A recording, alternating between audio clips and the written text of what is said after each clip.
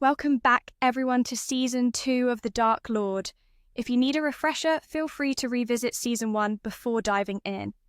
Episode 1 picks up right after the Bazin Festival, where everything seems to be unfolding exactly as Shadow Saint predicted. He's just uncovered some crucial intelligence about a troubling surge in cash flow into the outlaw city. This district isn't under any nation's flag. It's a den of villains, a chaotic nest where greed and power from all corners of the world collide. Shadow Saint utters a line thick with meaning, causing the gathered shadows to sniff their own bodies, suspiciously wondering if any scent of danger clings to them. But what Saint truly senses is the iron tang of blood. Looking out the window, the moon glows redder than ever, a crimson omen, straight from the legends of 1,000 years past. If this red moon is truly the fabled blood moon, then not just the outlaw city, but all neighbouring nations are staring down an unimaginable catastrophe. Hearing this, the shadows grow uneasy, fearing for their master's safety, should he decide to face this threat alone. Yet the red moon of legend is also the red moon in their eyes. With solemn reverence, the entire Shadow Garden kneels in submission, ready to obey their master's command. Meanwhile, in a place called the Red Tower, the vampire stronghold and home to the Blood Queen, one of the 3 rulers of Outlaw City, fear grips even the densest corners of the outlaw city. So terrifying is this queen that even the criminals dare not approach, lest they become ghastly ghouls. Gondo and Quentin are here hunting for the bounty on the Blood Queen's head. Their mission is barely underway when suddenly a figure in white appears, declaring that only the Blood Queen's servants, or the truly powerful, may pass through this gate. What they don't know is this man once challenged the Blood Queen himself and lost his right arm. Now, he's nothing but a guard dog for her. Gondo and Quentin are stunned to learn this man is the White Demon, a wanted criminal with a massive bounty. Yet here he is, the weakest link in the Red Tower. Without warning, the 2 sides clash in a brutal fight, blood splattering in the early dawn. The next morning, Shur arrives at the outlaw city, a place rotten to its core.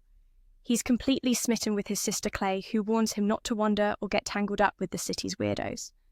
Meanwhile, his younger brother demands to visit the towering fortress nearby, while Clay's real goal is to attend a strategic meeting with the Demon Swordsman Association. This private group protects the interests of demon swordsmen.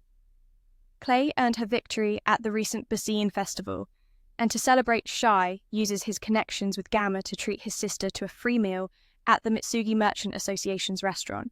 Clay is a fierce spirit. Fresh from battle, she's already pushing to head into the outlaw city and hunt vampires. She drags her brother along, intending to train him into a loyal assistant. When he graduates, she promises to pull strings so he can join the kingdom's Night Order.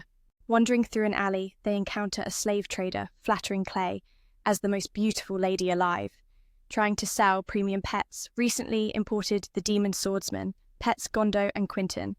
Their bodies bear countless battle scars, a testament to last night's brutal fight. Shah feels a strange familiarity with these 2, but can't quite place them. Clay pats her brother's head, saying, "These creatures are too old to be mere pets," then pushes on. She drags Shai along like a dog, terrified he'll get lost, while he insists he can't possibly lose his way. But in the blink of an eye, our young hero is indeed lost. To make matters worse, he bumps into people everywhere, getting pickpocketed repeatedly. Luckily, using his shadow powers, he retrieves his wallet in a flash and even snatches the thief's purse for good measure. And so the day drags on until night falls. Sit had earned a decent sum from the thieves, but when he peeked into the alley, a chilling scene unfolded. A fiendish ghoul was being tormented by ruthless humans. Though this ghoul served the vampires here, it was nothing more than a punching bag. Truly, this city reeked of blood, a place where the strong devour the weak under the crimson moon. Suddenly the moon turned blood red. Lo and She sensed a surge of dark magic radiating from the ghoul. In a blink, the battered creature awoke, tearing apart its attackers. Anyone bitten by a ghoul turns into one themselves. At this rate, even a handful of ghouls could swell their numbers rapidly in the city. She hesitated, should he pretend to flee as usual, or seize the chance to wipe them out. At that moment, a red-haired girl happened to pass by. From behind, she unsheathed her sword, Mary, the strongest vampire hunter in the city. The blade in her hand transformed into blood, sliding back into her body. Mary uttered a chilling warning. If you don't want to die, run. The rebellion had begun. The moon was crimson and time had run out. Hearing this, Sheikh broke into a cold sweat, a strange feeling swelling inside him, while Tang remained blissfully unaware, oblivious that his sister had already discovered he'd slipped out of their lodgings. "Where did you go?" she demanded. Meanwhile, in another room of the inn, a female guest suddenly transformed into a ghoul while engaged in something with a man. Klee, a bit angry, kicked her out. Besides her today, 2 of Xi's friends risked their lives sneaking into the lawless city. Here, no school rules applied, no fears of expulsion. This was where innocence was lost. But barely had their fantasy begun when they clashed with a horde of ghouls in a nearby red light district. The girl complained bitterly about having to continue working with that damn old man. Hearing noise from the street, she peered out and was struck by a terrifying sight. The guest she had just confronted reverted to her ghoul form and charged to bite. Yet, in a flash, salvation arrived. Tang repeated the girl's fierce warning. "If you don't want to die, run. The rebellion has begun. The moon is red. No time left." He even repeated it twice. A colleague burst into the room, shocked to find the ghoul dead. She'd heard Saad had saved her, but refused to believe it. Saad was notorious, a villain who had tormented the church endlessly. Yet the girl saved by Xi believed he was good. Now she found the courage to escape this mad city, all thanks to Saad's unexpected kindness. Meanwhile, in a towering fortress known as the White Tower within the city, a 9-tailed woman ruled the red light district, muttering, "If you want to run, just run. No one escapes their past." Meanwhile, Klee stumbled upon a corpse in an alley. Holding it, she wept, "Sorry, little brother, it's Mithras. It's my fault for bringing you here." Just then, Mary appeared, asking if one of the rescued black-haired boys was the one she sought. Klee realized the corpse wasn't her brother, and discarded it without a second thought. Mary described a boy with a sinister smile standing before a ghoul. Klee confirmed that was definitely not her brother. Her brother would scream in terror, not grin. The other boy had no distinguishing features and had already been seized by the Blood Queen's minions taken to the Red Tower. He was to be sacrificed by vampires to awaken Elizabeth the Blood Queen, who had slumbered for 1,000 years. Her minions had hidden this secret, waiting all those years. Tonight's red moon would grant vampires unmatched power. Klee finally understood she had misjudged who was captured. The 2 girls decided to join forces and confront the Blood Queen in the Red Tower. Meanwhile, the Gondo Quinton group and Xi's 2 close friends fled from the ghoul horde, their escape frantic and desperate. The Association's demon swordsmen tried to hold back the onslaught, but most had given up. Only the glasses-wearing girl remained standing. At the critical moment, salvation arrived. The savior echoed the vampire hunter's cool warning. "If you don't want to die, run." The Association's demon swordsman immediately recognized the red-haired vampire Crimson, a high-ranking servant of the Blood Queen. He listened to reports from subordinates. The city's suppression was proceeding as planned. But resistance was fiercer than expected. Crimson guessed it was those foolish rebels again. Yuho, master of the White Tower, and the tyrant Zuga, lord of the Black Tower, were hunting ghouls everywhere. Although rivals, even enemies, they would unite when the Blood Queen awoke, then all opposition would be crushed. Indeed, the 2 tower lords were on the prowl, but their rivalry was fierce. Meanwhile, Crimson's subordinate reported another figure moving through the city slaying ghouls. Our protagonist fought alone, wielding his familiar cane in one hand and a dark sword in the other. Descending from the sky, before the Red Tower's gates, he cut into the chaos between Yukimi and Juno, known as Sado the Shadow Stalker, hunted darkness itself. Once a white demon whose very existence revolved around killing, he felt alive only through slaughter. But when Crimson severed his right arm effortlessly, Sado became a mere gatekeeper slave. Watching the ghouls swarm, his bloodlust flared anew. Suddenly, a figure with a giant sword and fierce eyes burst through, slashing the horde to pieces. Alongside him was the 9-tailed beastman, the high-ranking leader of the White Tower, whose mere fan sweep sent blood-spattered ghouls flying. These 2 were the masters of the White and Black Towers, the very foes Sado could never hope to defeat. As Saad appeared, Yukimi and Genot recognized his name. Tonight was the Red Moon's legend, the night that destroyed 3 kingdoms in a single evening. Yukimi, grateful that Saad had saved a girl from her district, sought his help. The Red Tower's gate, an ancient artifact, was easily destroyed by Genot's sword. The tyrant Zuga and Yoho were monstrous foes, even the White Demon feared to confront. Only the seemingly weak figure trailing behind immediately lunged forward, eager to satisfy his bloodthirst. In a flash, his remaining arm was severed, and he became a mere fragment of his former self. The brutal battle raged on beneath the blood-red moon, where alliances and rivalries collided in a desperate fight for survival. The city's fate hung by a thread, and every soul was tested in the flames of chaos. This night, where legends were born and darkness ruled, whispered to us the eternal truth in a world stained by blood. Only the fiercest hearts can carve a path to the light. And as the dust settled, one question remained: who would rise from the shadows and who would be lost forever? High, like a teacher, merging with a white demon, couldn't even grasp why he died. Meanwhile, Beta infiltrated the Red Tower, uncovering vital secrets about the cult's extraordinary powers rooted deep in the ancient era, tracing back to the very essence of demonkind. But where did the knowledge to wield such power come from? Just then, a thunderous roar echoed nearby as Clay and Mary slipped into the tower through a secret tunnel. Beta, ready to eliminate any threat, paused upon recognizing Clay, the victorious warrior of the Bushin Festival. Clay and Mary noticed this mysterious girl had many allies trailing her, so they avoided confrontation. Beta introduced herself as a researcher from Shadow Garden sent to study demonic possession and collect blood samples from the vampire progenitor, since demons and vampires stem from the same origin but diverged over time. Beta even revealed she knew Mary was an ancient vampire hunter, a legend passed down through millennia. Clay begged her to teach how to cure demonic possession. Beta immediately sensed Clay's motivation and reassured her there was nothing to fear.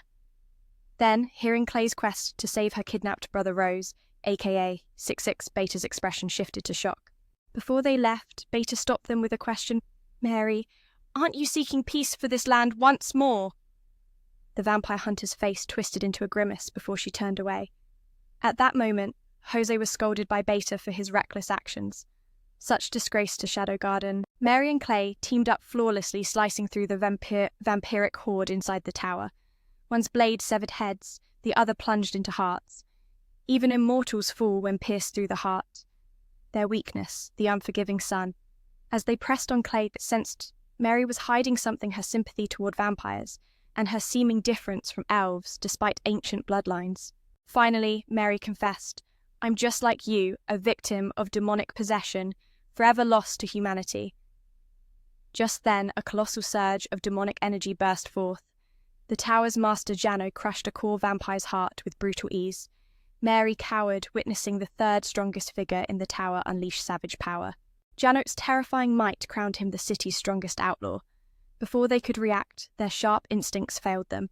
Clay took a bone-crushing punch that sent her crashing down a floor, and Mary wasn't spared, either suffering a grievous strike.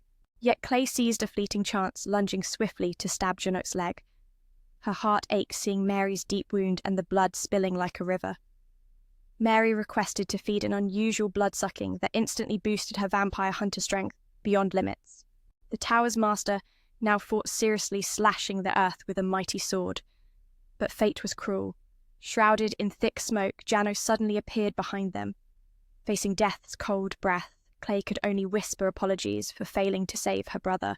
In a heartbeat, a mysterious figure emerged, graceful and deadly, perched on Jano's blade, before delivering a powerful kick that sent him crashing out of the Red Tower. After saving them, the young hero vanished as swiftly as he came, leaving the battlefield charged with hope and mystery. The rescue was brief but monumental, a shining spark in the darkest storm. As the dust settled, the question lingered: what other secrets lie hidden in the shadows of this merciless tower? The journey was far from over, and the battle for salvation had only just begun. That cool line she just learnt yesterday, even though the owner of those words stood right before her. Mary only dared to apologize now for sucking Clee's blood without permission, unaware that the girl was blushing. The vampire hunter could no longer hide her true identity. She revealed she was a vampire over 1,000 years old. A millennium ago was the golden era for vampires. They hunted, feasted on, and drained human blood as a twisted pleasure. But everything changed once humans discovered their weakness, turning vampires into the hunted. Back then, Queen Elizabeth, the Blood Queen, ruled a small kingdom living alongside humans. The Queen wished for coexistence with humanity and stopped drinking blood. Her followers, including Mary, obeyed and abandoned their bloodlust.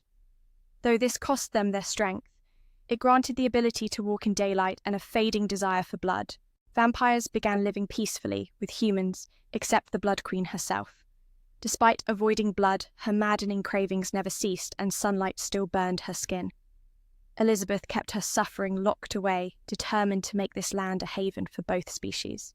Until the night of the Red Moon, a once-in-a-thousand-years event when vampires gain immense power.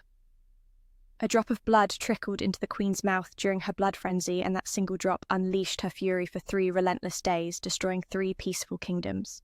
Mary survived by drinking blood from corpses, but after that night, the Blood Queen took a desperate step. She pierced her own heart to never repeat that tragic mistake, entrusting Mary to cast her heart into the ocean's depths. But Elizabeth was no ordinary vampire. In death, she did not transform but remained as she was. Mary had no choice but to guard her eternal rest, unwilling to destroy her remains. Little did she know this choice would spell disaster when the Crimson Clan seized the Queen's body.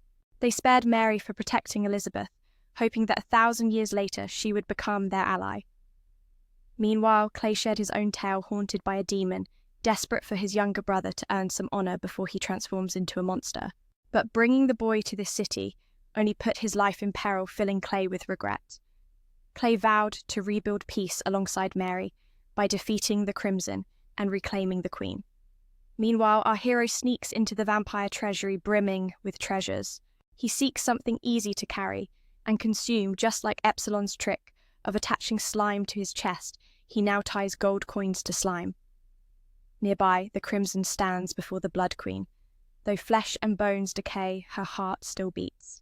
He dips her heart into the fresh corpse's blood, whispering, "Rise, my master." But before he finishes, Sadao appears effortlessly, unleashing a single blow that obliterates the tower in an instant. In episode 3, the blonde friends of our protagonist were bitten and turned into ghouls.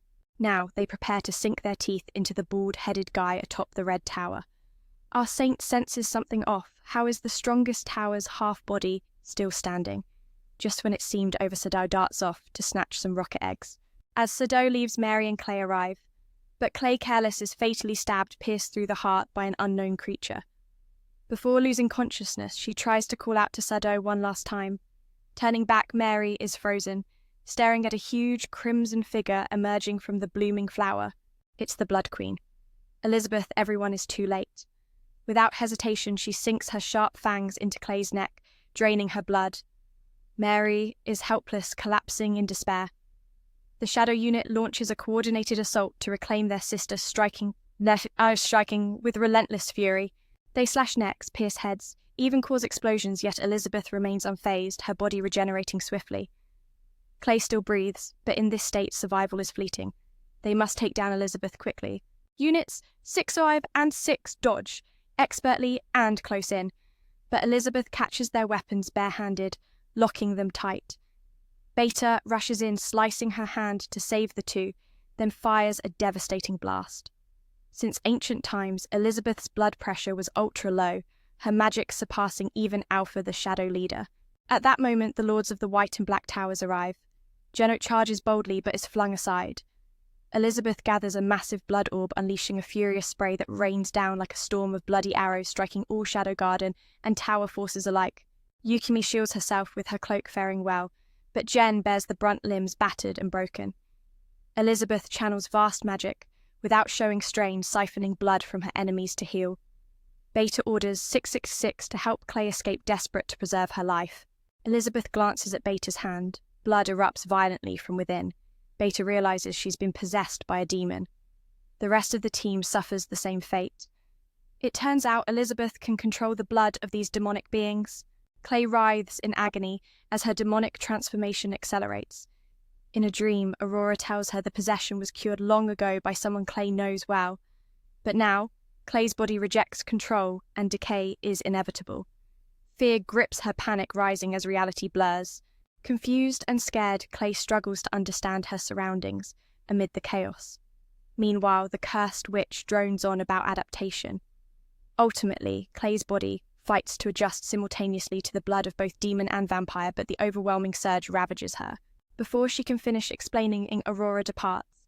Suddenly, something glowing appears in Clay's hand, a beacon to guide her older sister.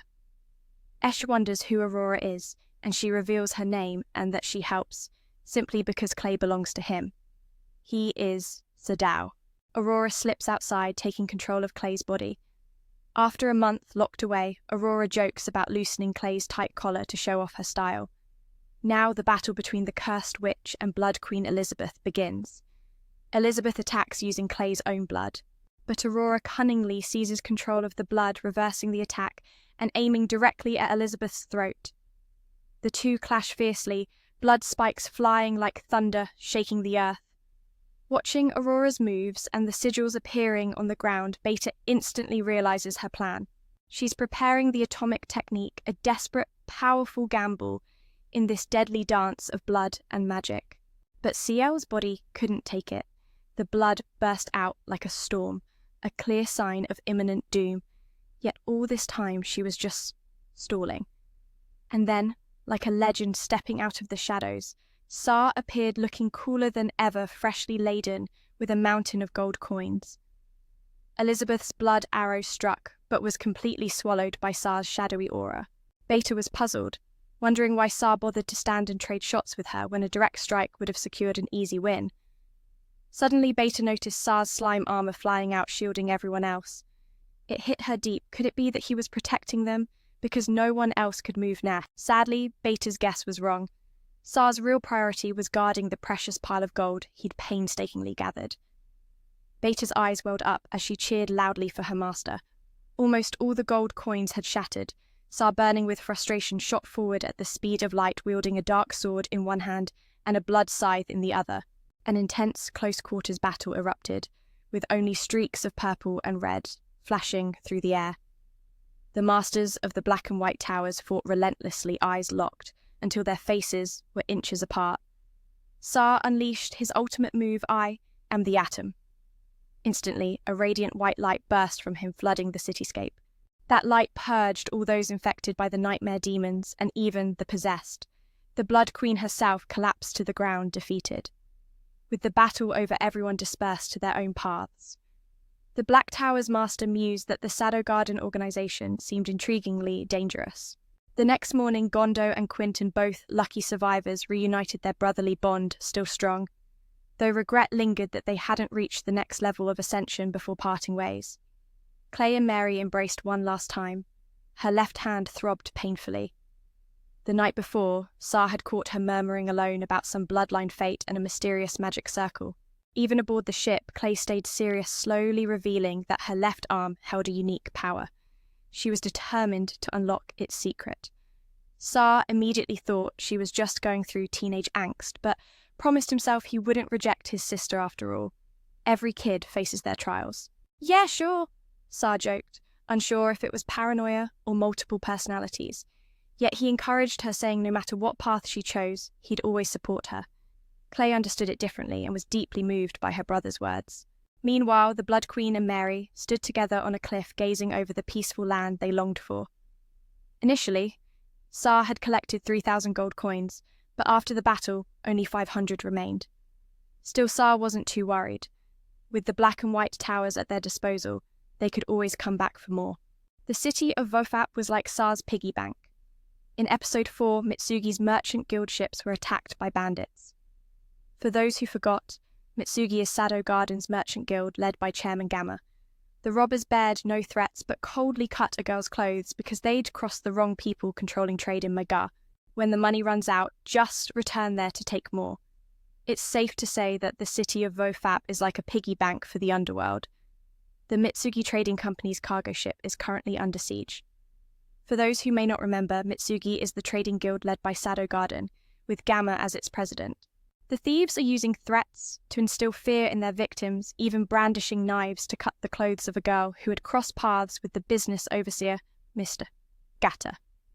Gata, the president of the Merchant Association, is a pious man who has donated generously to the Holy Church, yet here he is, conspiring with bandits to sabotage other merchants. The girls, pretending to be scared, soon turned the tables. When the rescue team arrived, it was none other than the Shadow Garden organization. In the blink of an eye, the bandits found themselves facing their demise.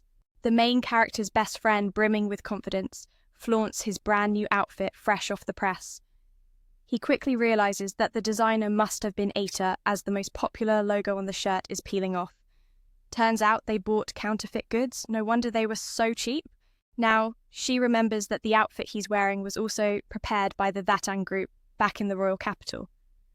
Gradually, people are wearing vests from this group, and it seems all of them are creations from the Thatang team. These guys are shamelessly exploiting his past knowledge to expand their market. As night falls over the kingdom, our saint dons a mask and changes into a completely different persona named John Smith. Boarding the scheduled train, he meets with Yukime Ai to forge an alliance. Following Gata's orders, the Merchant Association holds a meeting to strengthen their network against the Mitsugi Guild. Soon, the Mitsugi Guild's downfall seems inevitable. Yukime's plan is clear. While Mitsugi and the Merchant Association clash fiercely, they'll seize everything. But behind the Merchant Association lurks a shadowy swordsman from the underworld who has somehow risen above Gata to lead the guild. This is the Demon Swordsman, a ruthless force who won't hesitate to crush anyone in his path. Yukime is determined to personally deal with him before leaving the train. John Smith declares, "I will destroy everything and rebuild anew." The next day, the streets buzz with a grand Gata Guild sale officially kicking off massive discounts that send crowds into a frenzy, snatching up goods at unbelievable prices. But it's not just Gata. Even local guilds join the discount war, all shouting, "We won't lose to Mitsugi." She realizes Alpha's crew is going overboard, making themselves the common enemy of all merchant guilds. Not only the big guilds, but even shopping districts are clashing with them. Just as Yukime predicted, the Mitsugi Guild's days are numbered. But no worries, they'll destroy Mitsugi, and then wipe out everyone else to rebuild from scratch. A new guild will form in a completely open market, with Alpha managing, and Mitsugi rebranded and rebuilt. Recently, the Merchant Association introduced paper currency for trade. Before, everyone used Mitsugi Bank's coins valid only at Mitsugi stores. Now, the whole capital accepts this new money. Shia is stunned these underlings have expanded into banking too. He recalls telling them about banks and credit from his past life, and now Gamma Beta and Eta have pushed forward to even issue paper money. What's crazier, they print it with anti-counterfeit features, multiple colours and watermarks, while the Merchant Association's notes are rough and simple. Shai once wondered if photocopying money at a convenience store would multiply it. He got scolded back then. But now, this dream feels within reach. He grabs a friend's bill and bolts to chase that dream. That night, Shai meets Yukime again. John Smith dives into a long analysis. Mitsugi's booming business has ignited the capital's economy. Nobody wants heavy gold coins anymore. Paper money is becoming king. Mitsugi rakes in massive profits from interest on essentially worthless paper thanks to credit creation. Yukime comments that Mitsugi Bank's leader must be a genius. John Smith shows two bills, one from Mitsugi and one from the Merchant Association. Besides design differences, the association's money is poorly printed and easy to fake. John Smith smirks proudly and invites her to join in forging fake bills with him. Yukime analyzes that the association's paper money is only used in the capital, so any forgery would be quickly traced. Hearing this, I can only say our main guy is hilariously naive. Shocked that his photocopy money scheme failed, John Smith jumps up, staring at her, dropping all his gold coins. But Yukime feels even more shocked. Did he plan to flood the market with counterfeit bills, then let the scandal destroy trust in paper money, forcing people back to gold? If they act first, they'd monopolize profits. In short, it was all a wild fantasy born from his imagination, not a real plan. Yet the crushing pressure on John Smith makes Yukime sweat bullets until he leaves the train. She finally exhales deeply. Later, at a humble restaurant, she soothes her mind with some fiery thoughts and snacks, feeding a dog below. Not just any dog, this one's Delta. After eating Delta, wags her tail begging for more, and ends up devouring nearly 10 bowls before climbing on her boss's back to leave. Delta senses her boss smells like a fox, so he spins tall tales about just returning from fox hunting. Naturally, Delta wants to tag along, loving the chase. She rambles nonsense about coming to the capital to hunt thieves invited by Alpha, and tries to coax her boss into joining. Delta is the stubborn one in the group, daring to talk back to the Lord. But when reminded Alpha is waiting, her face darkens, torn between avoiding a scolding and going thief hunting with her boss. The next day, the news headlines report a string of mysterious deaths in the city. The victims are actually mountain bandits sent by Gata's Merchant Association boss. The killers, Shadow Garden operatives. This time, Gata sends his elite soldiers, the Four Leaves, personally into battle. She lost all her money and gold in the chaos. Yet facing that pressure, Yukimi is even more shaken as the horrifying thought crosses her mind.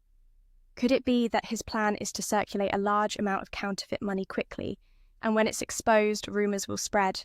People will then start to doubt the money in their wallets. If we act first, we can monopolise the profits.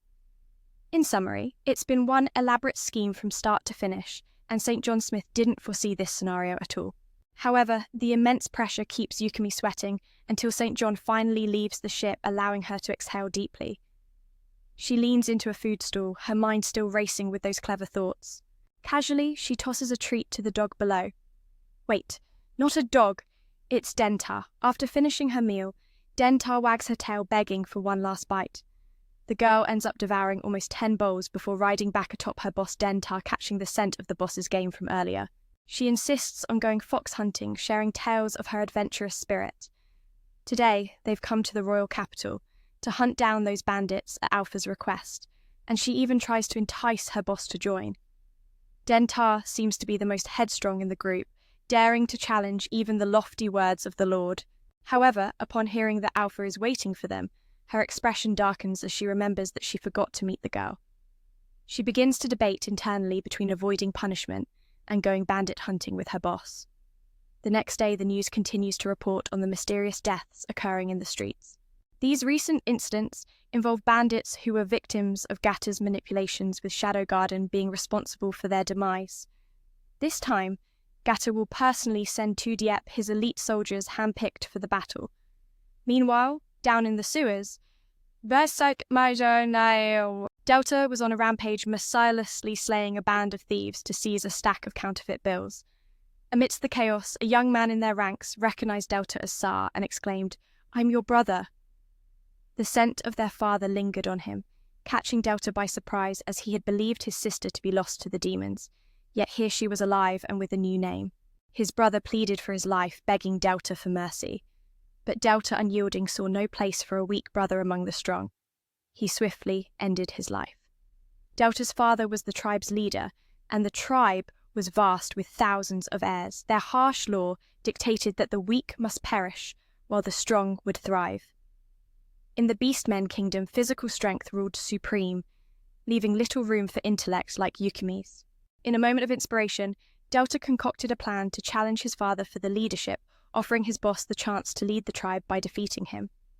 He even promised to prepare 100 women for his boss to bear strong offspring, and he too would father 100 children. His brother, who had just been slain, was one of the Four Leaves of Getan, causing great concern for the elder, who had invested heavily to ensure the circulation of counterfeit bills. Getan reminded himself not to forget how he secured his position to control distribution in the kingdom.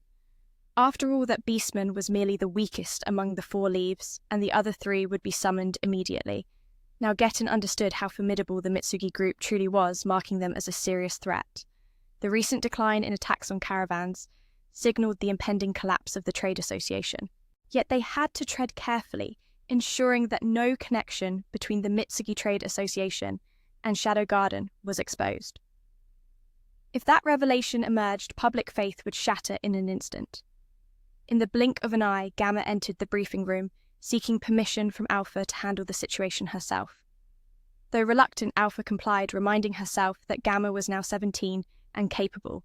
With Omega and Chi by her side, the three infiltrated the Mitsugi Trade Association, targeting the elf tribe manager named Luna, who, unbeknownst to many, was actually Gamma's real name. Just as she was mentioned, she made her entrance, and in a flurry, Gamma and Omega swiftly knocked two assailants aside. However, the strongest among the four leaves appeared behind Gamma, striking her viciously on the head, causing her to wince in pain, quite the adorable sight. Mitsugi and Sado Garden. If just one thing goes wrong, the faith of the people could shatter in an instant. Nu stepped into the announcement room, realizing there was still an uninvited guest. Gamma respectfully requested Alpha's permission to handle the situation. Alpha reluctantly agreed, acknowledging that the girl was already 17. With Omega and Chai by her side, they set off to confront the three members of the four-leaf team who had successfully infiltrated the Mitsugi Trading Guild. Their target, Luna the Elven Tribe's manager, who, for those unaware, is actually Gamma's real name. Just as her name was spoken, she made her entrance, and Omega, along with Chi, rushed forward, sending two of the intruders flying. In a flash, Omega and Chi Lao surged forward, sweeping away the two remaining foes on each side. Yet it was Nat Diep, the strongest among the four leaves, who moved with lethal precision. In the blink of an eye, he appeared behind Gamma and struck her on the head, causing her to cry out in pain. Despite her cute appearance, Gamma quickly pulled out a mysterious black relic. Though powerful and wielded with incredible speed, Gamma was still a novice in combat skills.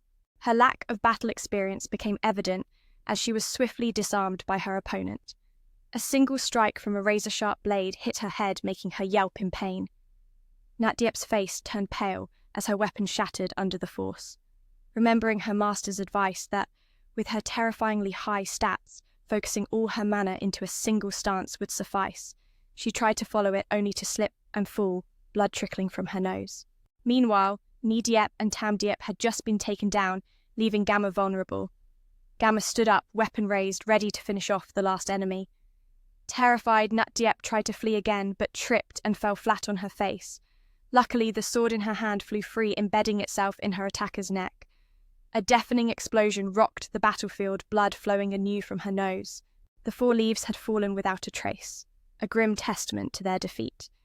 Ket Tan commented that the bandits simply couldn't compare to the knights. If only they could send Chiron, it would be perfect. However, the guild's losses were already devastating, creating a moment for him to showcase his true power. It seemed the Merchants Guild was merely a pawn in this mastermind scheme, which somehow connected to the Diabolus Guild. Memories flashed back to Gan's eye being destroyed by a mysterious figure dressed in blackface concealed by a mask. The burning hatred for vengeance was palpable. Meanwhile, at the academy, Shit was practicing swordsmanship with Alexia, showing clear improvement. Yet it wasn't enough. She knew she needed more strength. Noticing Shit's surprised expression, Alexia questioned why he looked so stunned as he watched Rose leave alone. After the kingdom of Oriana lost its king, it descended into turmoil. Standing still meant being left behind, and Alexia refused to remain a mere bystander. She observed Shit's carefree nature, urging him to hold on to that innocence forever. As night fell, John Smith met with Yukimi to discuss a secret abandoned mine near the border, an ideal spot to forge counterfeit money before smuggling it into the lawless city of Miga. Yuki handed John 2 bills, challenging him to spot the fake. After a quick scan, John smirked, explaining that one was printed with a rougher texture and blurred ink, clear signs of counterfeit. Before he could finish, Yuki corrected him actually. The lower quality bill was the genuine one. It seemed their side had accidentally perfected the fake so well it outshined the original, almost embarrassing John. The mission, however, had more at stake. Getten insisted on handling it personally, driven by a thirst for revenge. His mother friends and entire village had been slaughtered by Ket Tan. Juki vowed to carve him to pieces after reclaiming everything stolen. Sometime later, Gamma gathered. Incomplete segment context ends here. Word came through that counterfeit bills linked to the Merchants Guild were found across many shops in the capital, but neither the customers nor the guild itself caught on, so they kept printing more fake bills without a care. If their currency loses value, we'll feel the tremors too, Alpha? They thought that was the enemy's main goal, deliberately shattering trust to drag us all down. Gamma was tasked with tracing the counterfeit money's origin, unaware that their own boss was the mastermind behind it. Even the Merchants Guild staff started spotting fake bills, but they believed the poorly printed ones were fake, and the finely printed ones were genuine. In truth, Gamma's original plan was to flood the market with counterfeit cash under the cult's orders, destroying the faith in currency, so both the Merchants Guild and the Mitsugi Trade Association would collapse. That's only after the cult recovers all their hidden assets, mixed with those of other guilds. If counterfeit bills keep circulating like this, the cult will lose a fortune. Shadow Garden tracked a train leaving the lawless city carrying stolen goods mixed with counterfeit bills. Number 64 reminded everyone never act rashly like last 2 times. Follow orders. The 3 infiltrated the train car, no one in sight, not even guards. But in the blink of an eye, 664 and 65 were trapped in a web trap spun throughout the train by someone calling himself John Smith. The threads were so tough that even a blade broke. Trying to cut through, they seemed magically reinforced. 666 slipped through gaps, leaping in from blind spots. Yet, he couldn't land a hit and got entangled himself. Then John Smith flung all 3 out of the train. 666 muttered the name John Smith with a sinking heart, disappointed at his own weakness. Even the combined 3 couldn't break through this. John Smith's skills were uncanny. 666 observed John Smith's extraordinary ability, as if he could predict every move. Alpha's final decision sent Delta to swiftly eliminate this foe. The beast-like Delta darted with terrifying speed, catching up to the train and crashing inside. But Delta's attacks were completely stopped by the threads. Scratching them away only caused John Smith to weave more, igniting a fierce battle that shook the train car. Finally, John Smith manipulated the threads to hurl debris at Delta, pinning her in a corner. Yet she still growled fiercely. Suddenly she sniffed the air and caught the scent of her boss. Her eyes lit up as she charged to embrace John Smith, boasting she was out hunting. John Smith boss. At this point, I have to admit it, he warned her he was on a secret mission and told Delta not to report to Alpha or the secret would be lost. Talking to such a wild child meant being wild too. He reminded her that Shadow Garden's rules put his mission above even Alpha's. Seems she feared Alpha more than her boss, so she promised a reward once the job was done. She clung to him, forcing John Smith to toss her out the window and assign her a new mission. Her task: hunt a man named Jano at the Black Tower in the Lawless City. This part was pure fan service, so I'm fast-forwarding. Gamma arrived at the scene of a brutal fight, finding Delta's shattered harebell. Tears fell as they remembered the reckless but loyal girl who would obey Alpha to the end. Alpha held back tears, urging the search to continue, even if only Gamma's corpse was left. Reports showed counterfeit money circulation was rising fast. Soon, the people would lose faith in paper currency. Alpha believed John Smith had a flawless plan from the start, not just profiting from fake money, but also pushing both sides and the Merchants Guild toward ruin, to seize everything. Her eyes burned with a fierce hunger to devour that bastard alive. Meanwhile, Iris, on a break, bumped into her younger sister, returning to the castle still under construction. Alexia was in the library poring over specialized books. Since spring, she realized swinging a sword blindly wouldn't change anything. One must know where to strike, and first study every field to deserve standing there. Iris silently left without a word. That night, Beta reported in detail about the counterfeit crisis to Sadhu, who diligently took notes yet found parts confusing. Beta's voice trembled as she conveyed sad news after the fight with John Smith. Delta vanished, likely dead. Sadhu broke into a cold sweat, stammering excuses. But Delta's words only said she went somewhere far away, more comfort than fact.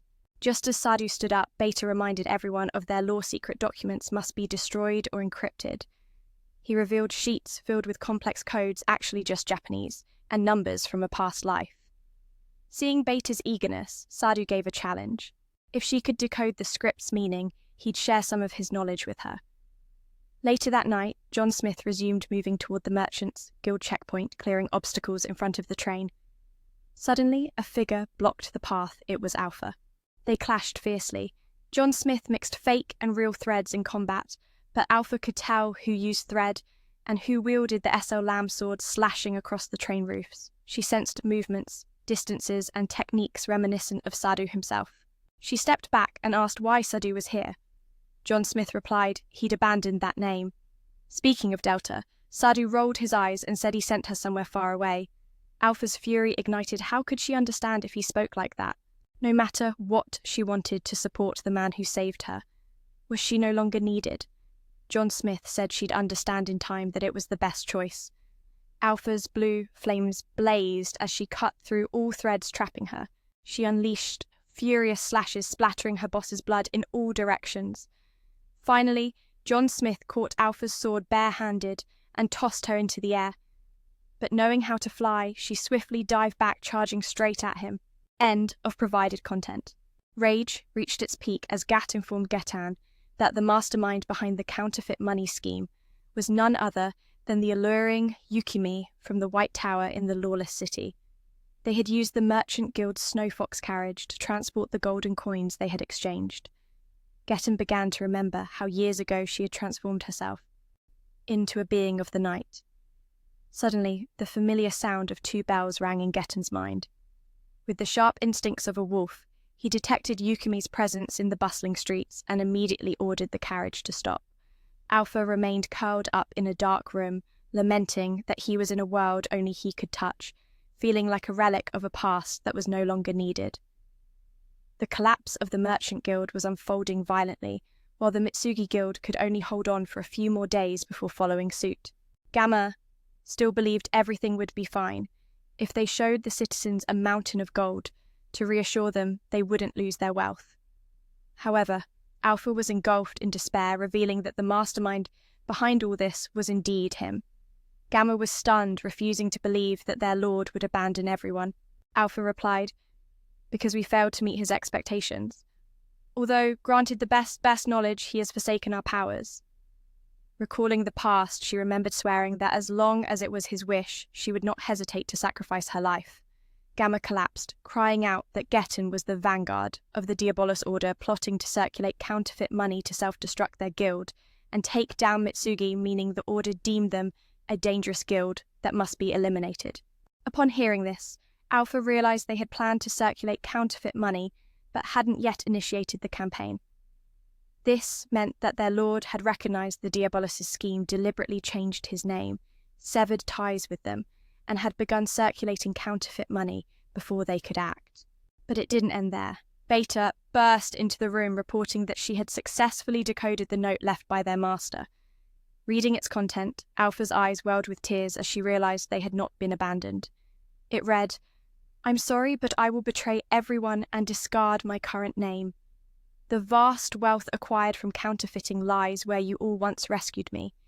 You may hate me, but this is the best choice."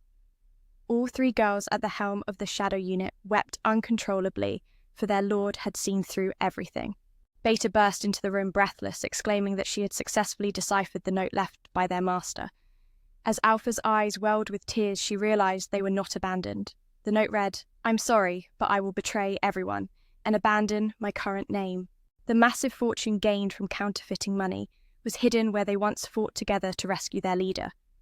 They might resent me for this, but it was the best choice. All 3 girls at the head of the Shadow Team shed tears, for their master had seen through everything. A bold plan emerged. After losing the Merchant Guild, the Church would be the only entity to suffer losses. A new alias was created to obscure the connection between the counterfeit money and the Mitsugi Merchant Guild, while Shadow Garden cunningly concealed the location of the counterfeit factory. At that moment, Alpha noticed Delta had returned. Indeed, the girl was hiding beneath the window. Beta and Gamma rushed out, filled with concern for their friend. Delta, trembling, confessed she was on a secret mission, but Alpha understood the situation and didn't press her for details. Yet Delta accidentally revealed she was sent to deal with the black-hearted man. Meanwhile, their boss, who hardly spoke English, assigned her a mission in English. Alpha corrected her, assuring her it was just a misunderstanding. Their master couldn't possibly be wrong, leaving Delta in stunned silence. Meanwhile, their master was delighted, for Zuki had mentioned that her target was not the gold. This meant she could claim all the treasure for herself. She thought once the gold was recovered, she would stand tall, looking down on the city, uttering some cool lines. But to her dismay, when she reached the hiding place, the gold had vanished without a trace. Just then, one of Zuki's subordinates rushed in, reporting they couldn't contact their master since she went to find John Smith. It dawned on him that he was the one who had stolen the gold from them, and rage erupted within him. However, it was actually Zuki's subordinate who had taken it. After deciphering the code, Getten and Yukimi confronted each other. Yet, he was no match for her, thanks to the power of the nine-tailed fox. Yukimi didn't know what had changed him, but even if he had killed her mother, Getten had once saved her and the village. Yukime always believed that deep inside, he was still the boy she once knew. She wounded him, but turned away to say goodbye. In an instant, Getten pulled out a vial from his pocket and gulped it down. With a swift motion, the tables turned. In one slash, Yukime was knocked out cold, but as she lay there with a trail of blood on her back, memories of the past flooded back, stirring something within Getten. The world had flipped upside down. With a single slash, Yukime lay vanquished. Witnessing her with a long trail of blood on her back brought back memories of the past, and for some reason Getten felt an inexplicable stirring within him, a force compelling him to take action against her. John Smith had arrived, landing a punch that sent him flying. As the two clashed, John Smith declared, "I only came here to reclaim what you stole from me, the sacred gold." Yet both Getten and Yukimi thought he was referring to her. In an instant, he was knocked down. At this moment, the only thing Getten could do was mumble, "Yukimi's name." John Smith shouted, "You have something to say, don't you?" Getten replied, "I have nothing to say," only to be met with a shoe in his mouth. When he asked again, he received the same response. Thus, on one side, there was a man demanding the other to speak, while on the other one was adamantly refusing. Getten felt that this absurd power was reminiscent of the monster that had blinded him years ago. Tears filled his eyes as he finally spoke. "If I could only have that power, I truly wouldn't want to steal anything." His last words were, "I entrust you with my precious hope. Please make Yukimi happy." With that, he breathed his last. Afterward, John Smith turned away. The moment Yukimi was healed from her grievous wound, memories surged back to her. He was the one who wore the mask years ago. The fox spirit burst into tears, thanking John Smith. Meanwhile, Gat had just been captured by Princess Iris for disrupting the kingdom's trade network and launching attacks. Yukimi returned to report to her subordinates that John Smith truly was a man of deep feelings. Perhaps he was out looking for a grave to express his sorrow for the one he had just killed. But in reality, he was off searching for his own treasure. Alpha arrived at Yukimi's side bearing a cryptic note he found in Gan's room. The scrawled, familiar handwriting meant only one thing: Gan had always relied on Yukimi to pen his true thoughts. Diabolos the cult had cunningly trapped Gan in shadows darker than anyone imagined. Alpha revealed that thanks to the mastermind's plan, Mitsugi and his team would soon return to their former glory. Just a pile of gold coins was enough to calm the anxious townsfolk. Yet Yukimi's surprise deepened, so he had uncovered the entire tangled web, from the start the alliance between Shadow Garden and the White Tower's master. Meanwhile, our dear saint had been digging through the night, clueless about where his gold had vanished, or to whom it was entrusted. The phrase, entrusting something precious from Gan, was misunderstood. He thought gold was buried under the snow, but he wasn't digging alone. "Come on, I'm digging too," the saint grumbled, clearly losing his grip on reality. Though he vowed to fulfill Yukimi's request after her mission, the stubborn old saint only agreed to the easy tasks. Then there was the tale of Santa Claus, a blood-red demon lord whose attire seemed soaked in despair. Betraying hopes, he stained his cloak with the blood of countless shattered dreams. Once upon a time, young Mitsugi begged endlessly for a single wish to come true. But Santa's betrayal left a scar deeper than any wound burning in his heart through the years. Yet what sort of dignity lets you dig around like that? Even Denta managed to uncover a clue. In episode 8's early morning, two classmates invited Shai to flirt with the older girls who had just started working. But Shai wasn't home. His eyes caught sight of a set of ultra-rare commemorative tickets for the hot spring amusement park on the table. Even high nobles didn't own such treasures. Why did he have them? A wild idea sparked between the two boys. If we use these tickets to charm the ladies, we'll surely win over some famous girls. Mitsugi had 6 tickets, 3 to gift, 2 to keep, and 1 as backup. Without hesitation, they dashed to the Merchant Guild. There they tried to woo the elder sister, but as soon as she spotted the tickets, she dragged the two into a room for interrogation. "Where did you get these exclusive passes meant only for chosen guests?" The boys stammered, A friend named Shai gave them to us, told us to invite the girls out. New Suspicious wondered if this was a secret mission from the mysterious Shur. "Stand up, we're calling a meeting," she ordered.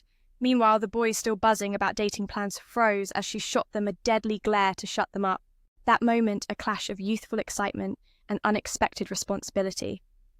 The tickets weren't just golden passes. They were threads pulling them into a deeper unseen game. What would they discover beyond the surface of this innocent mischief? And so the wait begins, those two trembling with fear as they face the meeting. Aya, the mastermind behind it all, remains puzzled by the Hot Springs amusement park. Only after rereading the flyer do they realise it's a sprawling resort complex set to open this very weekend, inspired by a legendary tale of dragon's tears. Memories flash back to years ago after a fierce confrontation with villains. One cunning foe denied handing over the dragon's tears. SH then recounts the legend too, that the shimmering lights that blanket the sky, are none other than the golden tears of a royal dragon. From the heavens, a mission is entrusted to that to dig deep, wherever the master's choice leads. Each person wields a simple shovel, but only Aya engineers a powerful drill. Their efforts strike a hidden vein of hot springs. Together, they sit piecing together the dragon's legend. But what exactly did Lord Sado mention? To uncover the truth, the only way is a date at the hot springs with Lord Sado himself. 6 tickets are handed out, but the group has 3 members, meaning only 3 can go. Thus begins a fierce battle for those coveted spots. Nu eagerly claims she was invited first, just only to be swiftly silenced by Alpha's stern darts of warning. Nu protests. She's busy with work and can't join, while the others quietly whisper about her abusing her authority as the leader of that An. Instantly, each member asserts their unique qualifications. "I'm the most socially adaptable, I know the terrain, I manage budgets, and so on. Only Denta, the dog, speaks plainly. I just want to soak in the hot springs with the boss." With no choice left, they settle matters with an unrelenting game of rock, paper, scissors. The fateful day arrives. Denta, the dog Jetta, the cat, and Beta's wife Tenny are chosen. The others wonder, where is Nu? And why are these ladies overwhelmingly beautiful? Yet the women pay no mind, only asking one strict question. Where's Jeet? The 2 young men stumble and stammer, unsure if Jeet will show up or not. Oddly, the girls believe him without hesitation, their expressions shifting 180 degrees. Meanwhile, familiar faces arrive like the Blood Queen and Mary, and the bald-headed guy struts confidently, clutching a world-renowned guidebook on Supreme Romance, the Hot Springs edition. Today is the day they become men. Meanwhile, the entire Sado Garden crew is busy swapping into bold outfits in the changing room. Innocent Beta eagerly anticipates this moment, usually under the protection of Lord Sado. Yet Epsilon constantly teases Beta about a chubby belly. Even though Beta's wife is the cutest in the show, Alpha seems unusually energized today. Aya drenches Alpha with a bucket of slime, then magically transforms it into a translucent swimsuit. Alpha immediately bans any transparent or overly revealing attire, scolding the younger ones. And so the volleyball match kicks off. Denta unleashes a powerful strike aimed at the damn cat. But Jetta dodges lightly and counters, sending the ball flying at BN. The 2 salty rivals clash like cats and dogs, while Gamma insists this is Lord Sado's mission. Alpha, however, wonders if the real purpose is simply to give them a break. Sado Garden has fought relentlessly for the world's sake, their spirits stretched thin, so the Master has granted them this fleeting moment of joy to savour. Suddenly, Aya senses a strange magical reaction deep beneath the earth. Meanwhile, the 2 clueless guys don't know why they're here, as the girls have all moved to the women's bath. This resort caters to every whim, from family pools to kids' areas, even gender-segregated baths where swimsuits aren't required. Blondie thinks they're being avoided, but the bald guy believes that when the girls sneak away during a group date, it's a good sign they're probably whispering about the guys. Meanwhile, Cancer Patient remains optimistic. Like this young man, Yukimi strolls leisurely, eating ice cream, and sisters Alexia and Iris challenge each other's endurance in the steam room. Beta soaks in the hot water, silently vowing not to enjoy it, or else she'll become a delicate, fragile princess. The harsh truth stings, but she's still lost in thought, pondering Lord Sado's true purpose for the dragon's tears. Long ago, in this very land, a gentle princess once saved a lost baby dragon. The princess and dragon grew inseparable until war erupted. The dragon fought fiercely to protect her wounded but victorious over 10,000 soldiers. Yet when it returned, the kingdom lay in ruins. The princess, barely clinging to life in her castle, urged the dragon to open its eyes and fly with her one last time. Unconscious, the princess shed a single tear. The dragon wept in a flood, its fiery tears soaking into the earth and swallowing the entire kingdom. When she awoke, a life-giving hot spring surrounded her, but the dragon was nowhere to be found. She called its name, but only silence answered. Meanwhile, the two dudes desperately try to sneak a peek at the women's bath by climbing the wall. Unable to use magic without causing chaos, they team up to push and pull each other over. Just as they near success, Ia triggers a button on her homemade device, releasing a cloud of irritating smoke that blinds them both. A single tear from them falls into the water instantly, alerting Aya to a strange magical energy source detected, thanks to her self-made mana scanner. This means the dragon's tears and the hot spring water are reacting together. Curious Dentar presses the button again, causing a second wave of tears and stings, but no stronger magic. Beta, feeling sorry for her classmates, calls to stop. At that moment, Jetta recalls the legend, "These are the princess's tears." And here stands Beta, the self-proclaimed beautiful princess, a perfect sacrifice for the boss. Denta, ever curious, presses another button instantly, wrapping Beta in ropes and hanging her upside down. Now she truly looks like a captured princess. Open your eyes and let us soar together in the sky. The princess, now unconscious, released a tear that fell to the ground. Seeing this, the dragon wept, its tears falling like a torrential downpour, soaking the earth and swallowing the kingdom. When the princess awoke, she found herself surrounded by a warm, revitalizing stream of water, yet the dragon was nowhere to be seen. She called out for it, but silence answered. Meanwhile, two mischievous friends were attempting to scale the wall to peek into the ladies' bathing area. Unable to use magic without risking a backlash, they worked together, pushing and pulling each other up. They were so close to success, when suddenly one of them accidentally pressed a button on a makeshift device, releasing a puff of smoke that made both boys squint in pain. A tear fell from their eyes, landing in the water immediately, revealing a strange, magical reaction. This meant that the tears and the spring water were interacting. Intrigued, Dentar pressed another button, causing the two boys to tear up once more. However, the magical reaction didn't intensify, and Beta, feeling sorry for her classmates, shouted for them to stop.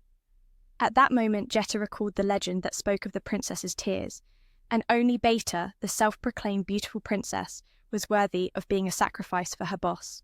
Curiosity got the better of Dentar, who pressed yet another button, and instantly Beta was ensnared by magical tendrils hanging upside down. Now that was quite the predicament. A princess caught in a doll trap. You'll want to watch this part of the film. It's utterly ridiculous. This was her chance to vent all her jealousy onto the girl who had been pampered, nourishing her two impressive assets.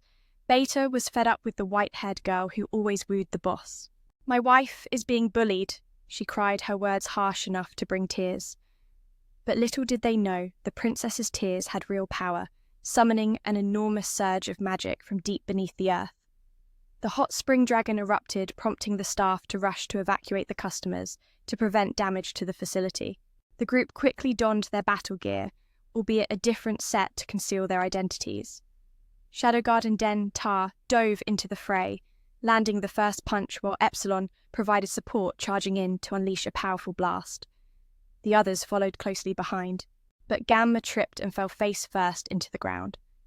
Eventually, their opponents were subdued, and from the heavens a shower of golden tears rained down. It turned out this was what their master desired. The spring water was now infused with magic thanks to the tears.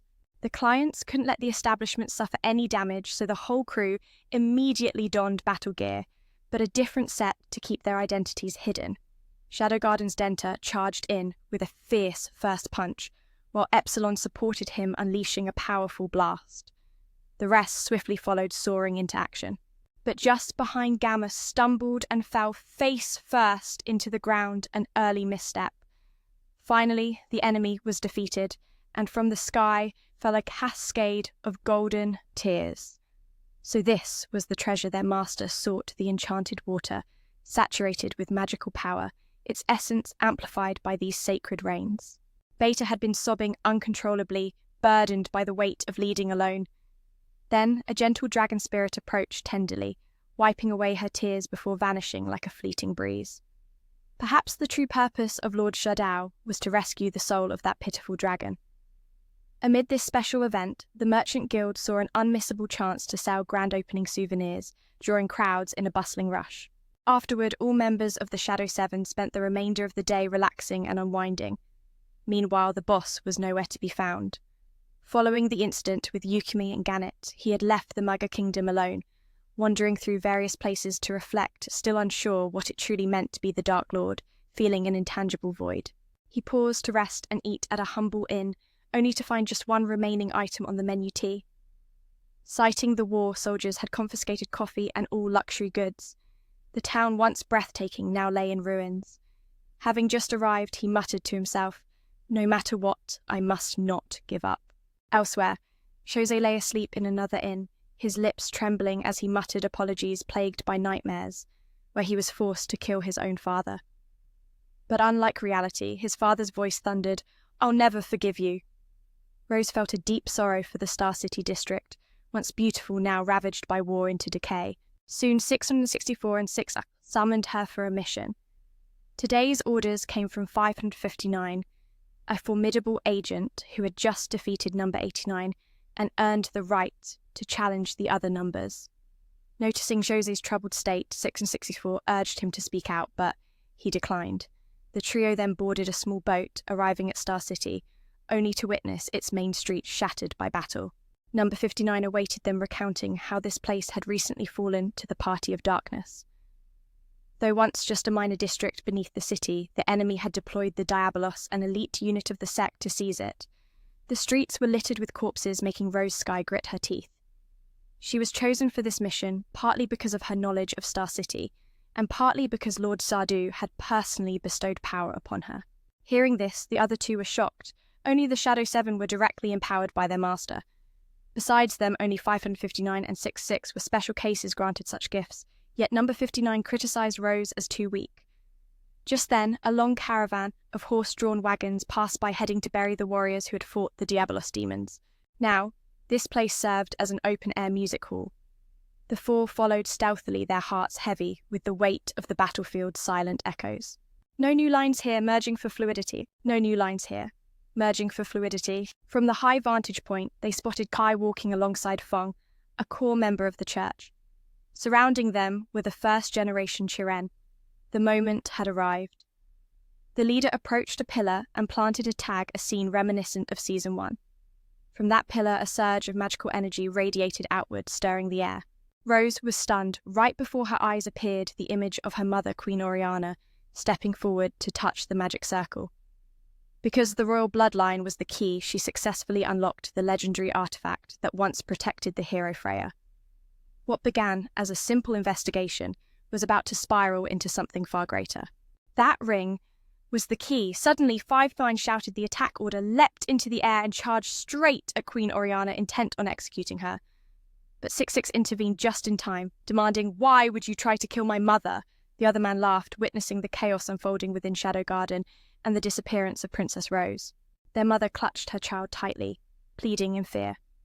Frustrated, 5N forcefully knocked the sword aside and punched 666 square in the face, snarling that she was unworthy to serve his lord and must be purged immediately. News of the battle soon reached the Shadow Council. 509 admitted fault for recklessly charging into combat. Meanwhile, 666 reunited with his mother. Tindo and the Vietnamese Demon Blade were absent. Shadow Garden had been wreaking havoc on the ancient ruins for some time, yet more the Vietnamese Demon Blade, and a rank 9 Knight of the Round Table, who secretly controlled the kingdom of Oriana, had yet to appear. Word spread that Princess Rose had returned, sparking fierce public reaction. Gamma wanted to let her fall into the hands of the cult, because this game was orchestrated by Sardu himself. At present, Oriana had no reigning monarch, and two factions, the Doem party and its opposition, were locked in conflict. Our protagonist silently mused that the perfect new ruler would be Sister Jose. But why had she killed her own father? The hero had many questions, but only knew one thing to help her ascend the throne. Suddenly, hearing someone mention wanting to help the landlord, thought the words were meant for her, and thanked them, though she didn't really need the help. Lost in thoughts of cool scenes, the hero accidentally blurted out, "This is delicious," prompting the landlord to think he was praising her drink. She quickly fetched more, but just then soldiers stormed in to demand taxes despite having just collected recently. They even rifled through chests, grabbing all the gold and planning to seize a whole crate of liquor. When they saw the landlord resist like Bakien, they changed their minds and suggested paying with her body instead. The spirit of Hollywood flared up. Our hero instantly stepped into the role of a clumsy young man, trying to help, stammering awkwardly and stumbling over words. The result: he got a brutal beating flipped onto his back. Afterwards, he apologized for not being able to help the tavern recover its money. Mary, however, felt his kindness was enough and didn't even charge him rent. After all, Mary had once been a street prostitute, so violence from clients was all too normal. Back then, someone had helped her too. Reflecting on the past few days, the hero recalled all he'd done to prepare Sister Jose's rise to the throne, breaking into prison, tasting the harsh life of an inmate, escaping, successfully joining the volunteer army, and even reenacting the legend of the Oriana Kingdom, though maybe a bit overzealous. As he walked, he suddenly overheard the corrupt Bakien gang plotting inside a small house. They had amassed piles of gold and jewels and decided to stop fighting on the front lines, choosing instead to indulge in luxury and abduct women for pleasure. Their next target was the landlord at the tavern. Just after the hero finished speaking, he turned to see two gang members lying dead faces pale. He stood dumbfounded as Shah gathered all their loot into a bag. That moment marked the last time the young man saw sunlight. Mary was stressed about rent this month. No money, no stock for tomorrow's sales. She regretted not taking Shah's rent money earlier. Left with no choice, she considered returning to selling her body. Then suddenly, a loud crash at the door startled her. Rushing out, she found a bag of gold coins, and the mysterious figure vanished into the shadows. So Sardu had been watching over her all along. The battle between 559 and an entire battalion of first-generation Chiron from Diabolos raged on. Storms of opposing winds clashed, each one a major player, only to be swiftly taken down by 559. But after 3 days and nights of continuous fighting, 559's magical energy was drained. A final kick sent him sprawling to the ground, gravely wounded alongside 664 and 65. Not only did the key remain in his grasp, but now Princess Rose was also his captive. At this rate, he'd soon surpass Doem and join the Knights of the Round Table. But just as hope flickered, the Shadow Lord appeared in the sky. 55N leapt up in joy, asking, "You came to save me, right?" The Dark Lord bolstered her with strength, instantly regenerating her severed arm.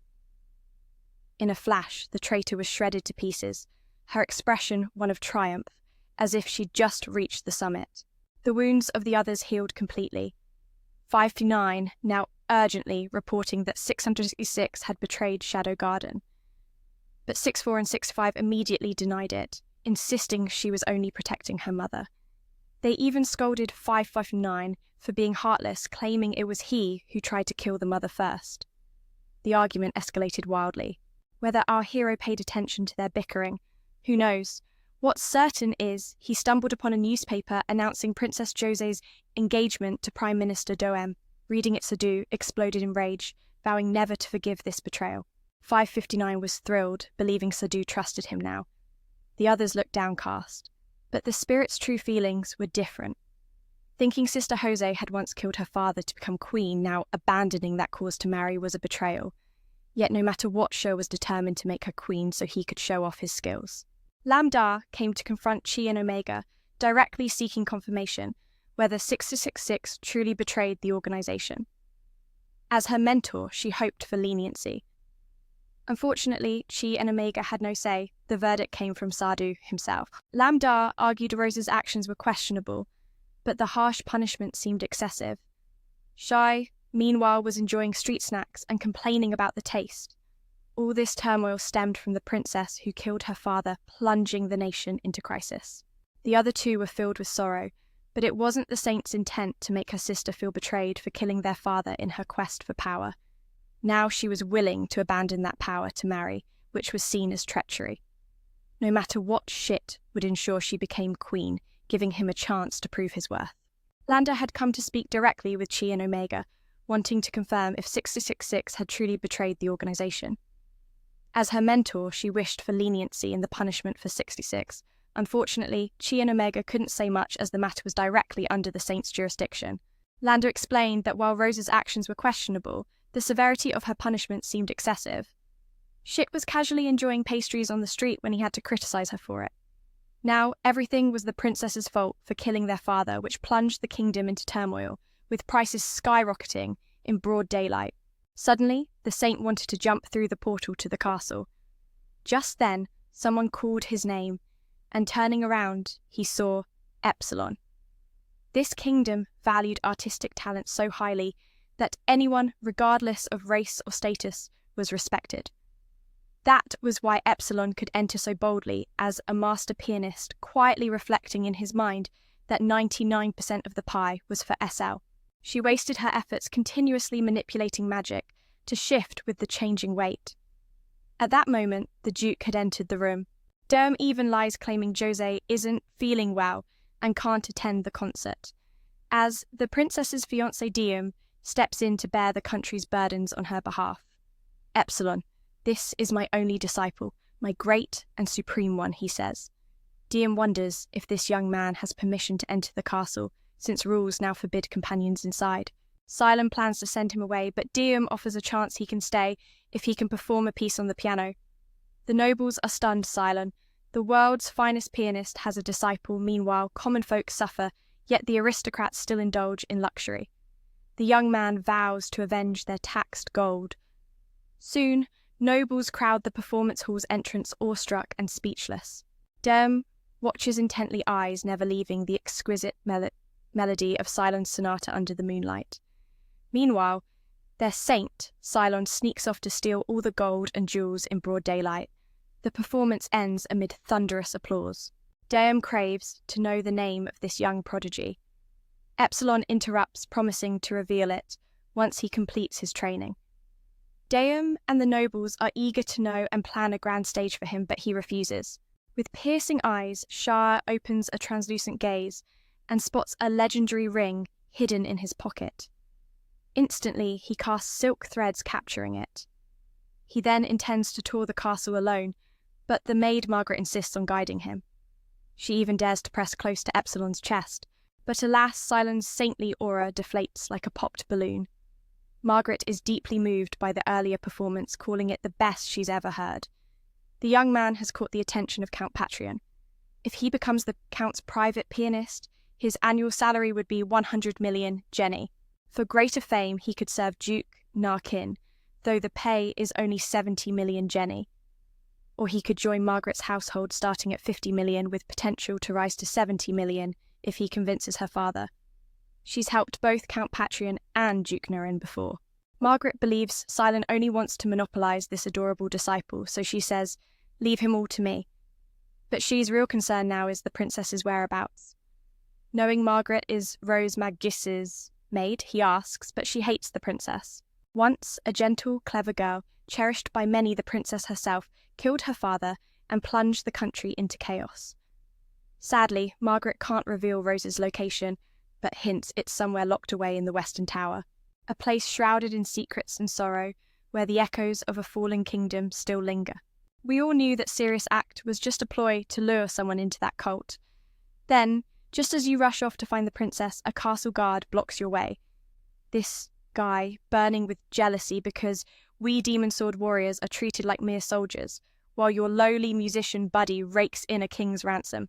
Turns out this clueless young man believed he and Mag Garris were in love, jealous that the musician dared flirt with her. Every day they meet by the staircase to confirm their feelings. Whenever I glance her way, she quickly looks away, embarrassed, then runs off. For me, a look is all it takes to share emotions. Rose is desperate, feeling Shadow Garden will never care for a traitor like herself. Unexpectedly, Shit climbs up and immediately wraps her in a tight embrace, whispering, "I missed you so much." She replies, "Me too, I missed you, sister." Then Rose leads him inside, sitting close, sharing a warmth born from her risking everything to meet him. She shouts, "That fake engagement, is it a lie? Remember that day, please." But Rose can only urge him to forget it all. to forget her. Shit grabs her hand firmly, refusing, I don't want to. We're so alike, two souls, walking a lonely path misunderstood by the world. He understands her pain deeper than anyone. Rose rests her head on Shit's chest, whispering, even if the world abandons you, I will still believe in your dream. Though Shit is mocked as foolish, his dream is precious. Rose, too, stabbed her fiancé who killed her father for her beliefs. So why now she changes her path and agrees to marry him? His words can't shake her resolve. Rose wants him to forget her and live happily.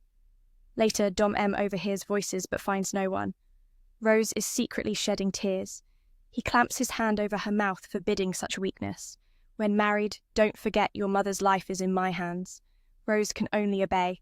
That legendary ring he just stole, it's her wedding band. Meanwhile, Epsilon discusses with Phaeton 59 about Dao's meeting with 666, puzzled that no punishment followed. She senses it's too soon to call her a traitor. The ring found in the ruins could unlock the Black Rose's summoning seal. If the legend is true, the kingdom of Oriana faces destruction. The two plot seriously, but as soon as their lord finishes bathing, their mood flips. Coffee fruit and a shoulder massage appear, with 559's eyes gleaming like a predator, eyeing prey. Nearby, Dom M reports to Lord Moores that everything is perfectly prepared. Regaining the Black Rose's power will secure the cult's dominance. Dom M dreams of a seat at the Knights' Round Table. Once this is done, still unaware the ring is no longer in his grasp. He wonders, Shadow Garden, what will you do now? Meanwhile, the Queen of Oriana, mother to Sado after her makeup and wearing only alluring lingerie, paces the hall calling for him. Dom M reluctantly enters her chamber. Part of Shadow Garden has infiltrated the Knights' Round Table base to eliminate the Demon Sword Warrior from Diabolos, but he's nowhere to be found. Jetta searches for something, but it's still hidden. Distracted, she leaves an opening for an ambusher, but he's the one destined to die. At Oriana Castlemaid, Margaret frets over Shit's disappearance yesterday. She thought he got lost and couldn't sleep. Also, a belly button guard tailing him was kicked out for stealing food. I'm trying my best for you. Let me protect Shit from that master who wants to ruin his talent. Just then, Epsilon overhears, sparking a fierce rivalry between the two women fighting over Shit. Women's drama makes Shit so scared he slips out of his clothes and vanishes, leaving them clueless. After a day here, he knows war could break out any time, yet no one in the castle shows worry. Nobles despise violence and cherish art. That's Oriana's history, born from the Black Rose's chaos. The Lord wants to see that history himself. Epsilon is startled. This is dangerous, but if it's Sadao's choice, she will obey. Actually, Sadao is just curious about the flower petal steps. Even Epsilon gets flustered. Now Shit must go rescue Queen Rose, freeing her from forced marriage. Peeking into the Queen's chamber. Sadao is stunned silent. The Queen is having an affair with Dom M right, in broad daylight, guarded by two knights acting like lovers. Jealous of her daughter, she vows after this kill Jose. Then, I'll marry you. That evening, Margaret serves coffee to the princess, but purposely spills it without wiping it up. Rose, wanting to speak, but unable, feels sorrowful. She quietly thinks Margaret will never smile at her again. Just stepping onto the balcony for a moment, Sadao appears in the room without warning. Rose gasps, "Are you here to punish me for betrayal?" She seems resigned to death, but Sadao wants her to come see the truth. He leads her to the Queen's balcony, revealing the heartbreaking scene her mother entwined with the man forcing Rose's engagement. The Queen turned the king into a puppet and had him killed. If only they had killed Jose earlier, they wouldn't have wasted so much effort turning this kingdom into their own. Hearing the old vixen's moans shakes Rose's spirit. She still refuses to believe her mother is this heartless, but Sadao urges acceptance. He asks the same questions he did when recruiting Jose in Season 1. The princess faints. Sadao feels guilty. When Rose wakes, her heart is torn. She thinks of all the lives she's taken, including her father's. To save the Queen, Rose was no longer forced into marriage. She peeked into the Queen's chamber, only to find her in a compromising situation with the Duke. 2 bodyguards were also in the room, all entangled in an embrace. It seemed that her jealousy of her daughter drove the Queen to want to kill Jose once the deed was done, and then she would marry him. That evening, Margaret served coffee to the princess as usual, but she did it with such force that it splashed everywhere, not bothering to clean it up. Rose felt a strong desire to speak to the maid who had been with her since childhood, but the words just wouldn't come. Sadness filled her heart, thinking that Margaret would never smile at her again. As she stood up to look at the balcony, she was startled to find Sadu had appeared in her room without her noticing. "Are you here to punish me for betrayal?" she asked, seemingly resigned to her fate. Sadu, however, wanted to take her to see the truth. The sight that awaited them on the balcony was devastating. There was her mother in a passionate embrace with the man forcing her into marriage. It turned out the Queen had orchestrated everything, turning the king into a puppet to be killed. If only we had killed Jose sooner, we wouldn't have to expend so much effort to make this kingdom ours, Sadu mused. The sounds of the Queen's moans twisted Rose's stomach. She couldn't believe her mother was capable of such things. They turned him into a puppet only to be killed. But if only we had eliminated Jose earlier, it would have saved us so much trouble in making this kingdom ours. Hearing the groans of that sly fox made Rose uneasy. She still couldn't believe her mother was such a person. Their lord urged her to accept the truth as he recalled the times when they first recruited Jose during Season 1. But turning back, the princess had already fallen unconscious. Now he felt a pang of guilt. When she awoke, Rose's heart ached, reflecting on all the lives she had to take, including her own father. She retched once more, crying, wishing she could return to those days. At that moment, the only thing she could think of was she. Stepping out onto the balcony, she was surprised to find him there playing the piano, lost in the night. Rose invited she to run away together to a place where no one knew, a killer abandoned by her mother and betrayed by an organisation now left with only she beside her. Their lord, in a moment of exhilaration, spoke words of wisdom that resonated deeply, causing the princess of the Oriana kingdom to reflect on her conscience, gazing intently at the moon. Minutes later, he disappeared without a trace. Rose felt as though their lord had just been here in that fleeting moment. As the tale unfolded, it spoke of other realms. Long ago, there existed an island kingdom known as Atlantis, which mysteriously vanished, leaving no trace behind. The entity known as Diabolos emerged from this world, its origins rooted in a different realm altogether. The knowledge bestowed upon them from this being belonged to that very world. In essence, the Black Rose served as an artificial gateway to other worlds. It was through a chance opening of this portal that the Oriana kingdom annihilated countless foes in a single night.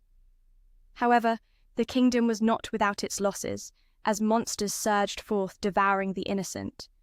It was the very church that sealed the portal, saving Oriana, but in exchange they demanded royal blood as a token of gratitude, and Jose, with his powerful magic, seemed the perfect sacrifice. Yet her father refused, leading to the dire circumstances they now faced. As the story reached its climax, Morris found himself pinned under a hand of Ragnarok, the Dark Lord, who was attempting to sever his limbs with strands of dark power. In an instant, he was torn apart, reduced to countless fragments, leaving Morris in shock, unable to articulate anything other than the absurdity of the once invincible being from another world. Ragnarok, believing this to be a mere nightmare due to his exhaustion, buried his face in the remnants of the Demon Lord, offering to rub his master's back. Shitch was astonished at how evolved Slam's body had become almost indistinguishable from a real person. He praised the flawless form and structure, torn between admiring Slam's transformation and secretly enjoying the idea that Lord Sadao might fancy it. Shitch revealed he had handed over the key so she could stand strong. Those wise words from St. Epsilon were misunderstood as the key being the ring given to Jose. No wonder it was missing. 3 days later, the wedding day arrived. The people erupted in protest, demanding the cancellation of the wedding and dragging the princess down mercilessly.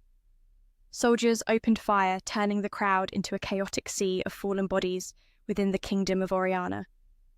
Du M, feeling triumphant, was just steps away from becoming a knight of the Round Table. Yet his pride was pierced by the bitter truth the former king had secretively tampered with the ring, transferring its ownership from himself to his daughter Rose. Lord Morez explained that to claim the ring, Duem must marry Jose and unite their bloodlines. But as Duem pried open the box, his face drained of colour, the ring was gone. He checked twice more, fearing hallucination.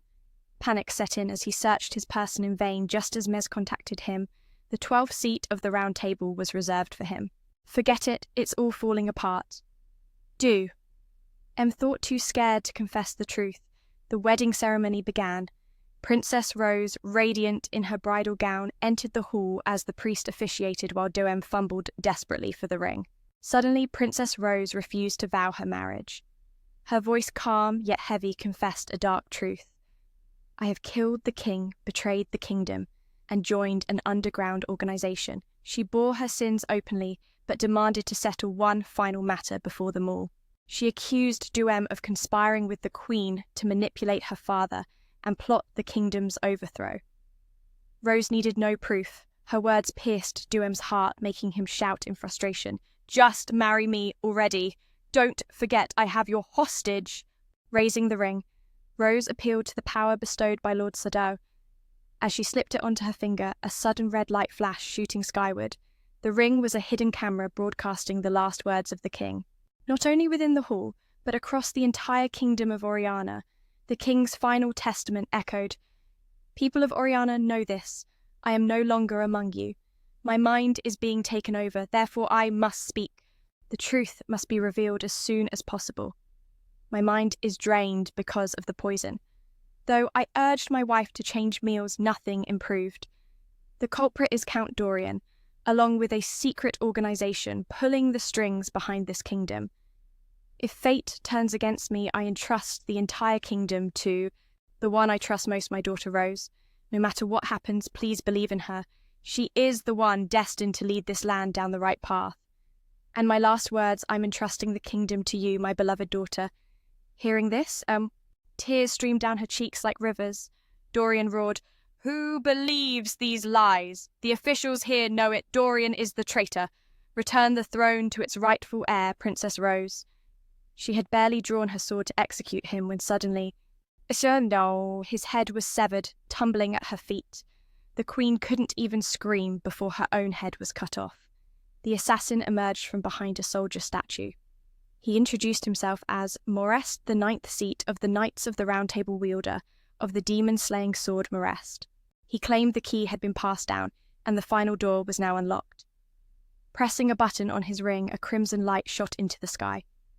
Dark clouds gathered ominously, crackling with thunder and lightning. This was the truth behind the legendary book that wiped out 10,000 Imperial soldiers overnight, the Black Rose. It erased all witnesses, a cruel rule of their cult. Morest was summoning the great king from the fourth world, the demon lord Ragnarok. A monstrous figure clad in eerie armor emerged from the Black Rose, unleashing a sweeping energy beam that devastated everything in its path. Homes and earth alike crumbled beneath its wrath. In Rose's mind echoed the agonized screams of her people.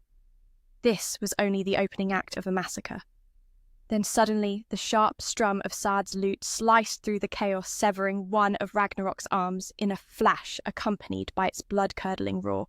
At that moment, an urgent report reached Alpha Black Rose had been activated in Oriana. She hesitated to rush there, but Alpha comforted her, assuring that someone was already there. It seemed Sard's strike only wounded Ragnarok. The demon lord quickly reattached its arm. From the Black Rose spilled countless other monsters. Meanwhile, guests in the hall who had not fled finally stood. They were members of Shadow Guard and Masters of Shadow and Hunters of Darkness. "Rose, Micah, you got work to do, right?" Jose nodded and teleported ahead. Jose struck Ragnarok with a furious punch, enraging the beast as it chased him. Beta and Epsilon arrived to confront Morest. As Morest barely unsheathed his sword, an invisible slash flew in his signature skill, the invisible demon sword crafted by an ancient elf. Even their armor and cloaks were relics stolen from legends. Morest, stung by the insult, swung fiercely at Epsilon, but he wasn't the only one wielding the invisible sword. She too harnessed magic to use it. Now Morest found himself surrounded, pressured to reveal all he knew. Outside, monsters ravaged the kingdom, claiming countless lives. Jose single-handedly slaughtered the beasts inside the castle, while those outside were left for other fighters. Just then, Margaret arrived with urgent news for the princess. Rose urged her to open the basement door in the garden to evacuate the people hiding in the castle. After a moment of silence, Margaret bowed and obeyed. Rose felt a pang of emotion. Ragnarok unleashed a barrage of explosions and sweeping energy beams, turning the once beautiful kingdom into ruins with a mere flick of its hand. All the effort Jose had poured into defending the castle now seemed fragile. The demon beast froze, clenching its fists in frustration. After a brief pause, they resumed their fight. Rose focused on rallying knights to evacuate the people. She wondered where Morest had gone. Suddenly, his body was flung beside her, battered by Beta and Epsilon. The stubborn man hadn't given up yet, still holding his trump card, the mighty Ragnarok, the greatest power in history. You'll all be wiped out soon, Beta warned him. Spill everything you know about the Black Rose and the cult. If you're sure Ragnarok will destroy us, then confess already. Or are you scared your precious experiment will fail? Provoked, Morest revealed all. He spoke of countless worlds beyond this one, realms of ice, fire, poison, and even of powerful magical beasts. All these worlds, including ours, revolve around a central point, yet unknown, spinning ceaselessly, destined to collide someday. According to ancient geological surveys, this world once had no magic. When it collided with another realm, magic flowed in, causing dragons to decline about 10 million years ago. Humans adapted and rose to rule in their place. Many mysteries surround the intelligent species called humanity. Magic has also seeped into other worlds. For instance, long ago, an island nation called Atlantis vanished without a trace. Diabolos, the demon entity, originated from this world, but its roots trace back to another realm. Some knowledge Morest received came from that other world. In short, the Black Rose is an artificial gateway to parallel worlds. Its accidental opening once wiped out 10,000 enemy troops in Oriana overnight, yet the kingdom paid a price as monsters spilled out to feast on humans. The cult sealed the gate again, but demanded royal blood as a price. Jose, possessing immense magical power, was deemed worthy to carry this burden. The story unfolds in a maelstrom of betrayal, sacrifice, and the blurred line between worlds, a reminder that even in shattered lands, hope flickers in the heart of those brave enough to fight. In another world long ago, there was an island kingdom named Atlantis that suddenly vanished without a trace. The Diabolos beings were entities from this world, but their origins trace back to another realm. One of the pieces of knowledge Morez obtained from their lord also belonged to that world. In summary, the Black Rose served as an artificial gate, leading to another world.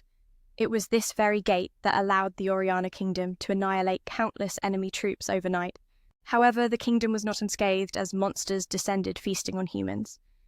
The Order had sealed the gate to save Oriana, but in return they required royal blood as a token of gratitude, and Jose, possessing high magical power, was deemed the most suitable sacrifice. However, her father had refused, which led to the current predicament. As Morez finished the tale, a hand from Ragnarok crashed down upon him. It turned out the demon lord was being subdued, severing each of his limbs with threads. A sacrifice most devoted, but her father refused. That's why everything spiraled into chaos. Just as the tale was told, a shadow of Ragnarok's arm pinned Morris down. It turned out the demon king once feared was now ensnared, his limbs severed one by razor-thin threads, and in a blink, his entire form shattered into hundreds of fragments. Mors was stunned, speechless, only able to mutter about this terrifying power. The once invincible being from another world was undone. Ragnarok, exhausted, convinced himself it was just a dream. He buried his face into the Demon King's corpse and immediately devoured it. Mors's body morphed into a beastly shape, charging headlong into battle with Sard. Though often mocked by Saint as weak, Morez unleashed fierce punches and kicks, striking true and dodging with ease. When Sard fired a blast, the two were flung far beyond the stars. After a long, winding explanation, Sard decided to pour all his strength into using Unti to make this enemy vanish forever. By then, Morez's plea for mercy came too late. The whole galaxy flared with blinding light for countless seconds. This magnificent display forced everyone to look up in awe. Just as it ended, Sard returned, rejoining his Black Rose comrades. But their once mighty alliance had crumbled, and now nothing more than a tiny vortex spinning in the void. Curious Sard tapped it, and lightning crackled gently, pulling him into the ring on his finger. Jose shattered into fragments. Scene shifts to Earth, in Japan. Here we meet Nishino.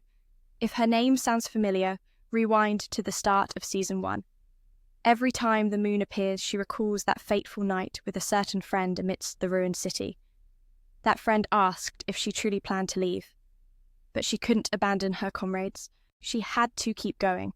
At least she wanted to retrieve relics for those who had lost loved ones. There was a boy Nishino disliked, a below-average student and athlete, plain in appearance. Yet whenever she looked up at the moon, memories of that day and him flooded back. She knew the victims of those attacks rarely survived, but still she pressed on. Somehow, Nishino found herself alone. Suddenly sensing a presence behind her, she drew her weapon but saw no one. Just as she sighed in relief, the man who once kidnapped her appeared, half his face mechanical. Right behind him, a second kidnapper emerged, wielding a stun device. Awakening from unconsciousness, Nishino realized she'd been captured again. They'd invented a new device capable of sealing the powers of knights like her. The kidnapper in white was hired by a client who wanted her alive to kill her personally. As his accomplice murmured some kind of drug and moved to finish her, the second kidnapper revealed himself attacking with an electric shock device. After regaining consciousness, Nishino realized she was once again captured. They had created a new invention capable of sealing the power of knights like her. The man in white had abducted her because there was a guest, followed by the warehouse's walls exploding into ruin. Sard had arrived, his presence shattering the darkness and turning the tide. Under the silver glow of the moon, with just a few swift strikes, he brought down the sharp former soldier, introducing himself as Sado, a shadow lurking in the darkness hunting the night itself. From Nishino's lips came the call of Sado. And so, Season 2 draws to a close with this cliffhanger.